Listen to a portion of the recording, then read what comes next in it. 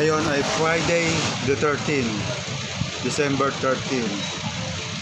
Ngayon ay pupunta ako ng Naik, Cavite, kung saan nandoon yung aking mga pamangkin at anak ng aking kapatid na limaon na si Aris Lazaro. Dahilan nito, ibibigay ko ang mga kumpletong dokumento at hinihingi ni SSS at ni Pag-ibig para maklim na ni Jane Torres yung mga benefits na para sa mga bata, anak ni Aris. Yun po. At saka niya yung damit na pinakatago-tago ko pa at paborito niyang suotin, at yung kalan. Bibigay ko na lahat-lahat para wala na. Marami nagsasabi na dapat ako daw ay maglakad ng dokumento ng aking kapatid dahil unang-una hindi sila kasal at hiwalay sila. Pangalawa, pinahirapan o tinorture yung aking kapatid. Tinorture kasi iniwan siya at sumama sa isang lalaki. Higit sa lahat, ang napakasakit nun, habang 50-50 ang aking kapatid na nakahiga sa bahay, iniiwan ko ang aking cellphone upang makausap ni Utol itong ex niya, ngunit hindi man lang pinagbigyan. Panahiling, panahiyak, nakikiusapan ng pakiusap man lang na pumunta kasama ang kanyang mga anak upang makapiling at makayakap niya sa huling hininga niya. Pero kahit kailan, sa huling sandali ng mga hininga niya, hindi siya pinagbigyan.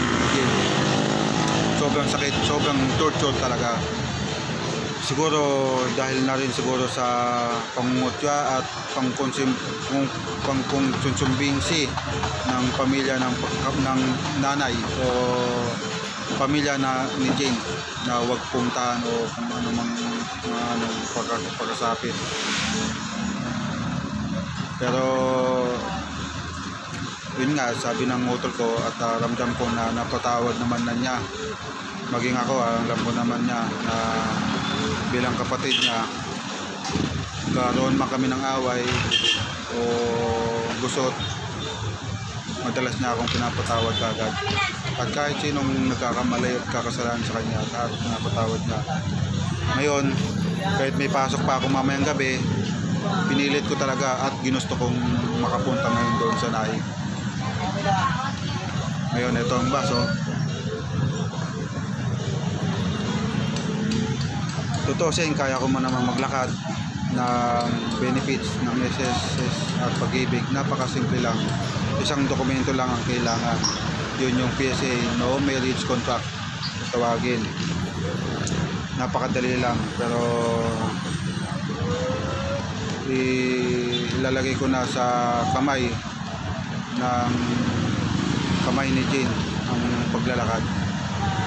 Kaya ito ngayon naglakad ako at sumakay ako ngayong umaga dito sa bus papuntang Naik para total napatawad naman niya si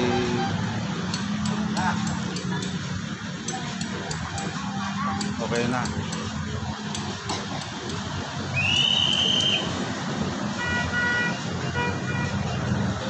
Yun lang, sana hindi maulit yung nangyari na tinapon ni Jane yung mga dokumento. At mahalaga yun yung mga resibo, mga pinaggamitan ko sa ospital, mga dokumento at history sa ospital, mga kinakailangan at kakailanganin din ng SSS. Yun yung mga resibo, mga pinaggastusan ko, mga amount o pera na niwaldas ko sa ospital nung pinagamot ko si aking kapatid. Sana hindi na maulit ito at huwag na sanang itapon yung mga dokumentong ibibigay ko sa kanya ngayon. Kung sakaling hindi man lang niya may lakad o ayaw niyang lakarin na o hindi niya matanggap yung ibang gamit na aking ibibigay na pinapahalagahan ng aking kapatid, kukunin ko ulit at ako na maglalakad ng benefits para sa aking mga pamangkin at kanyang mga anak. Sana dahil dito alam ko magiging maligaya at magiging masaya ang aking kapatid. Napakabata mo pa, kuya.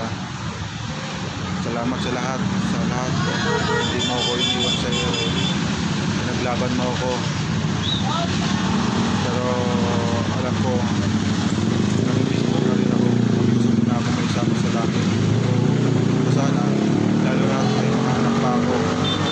Sana maging masaya ka at alam kong masaya ka na sa piling ng ating mga magulang, lalo na si mama. Lagi mong binabanggit na ikaw ay 50-50 na. Sige, hanggang dito na lang at lalaki ng bus.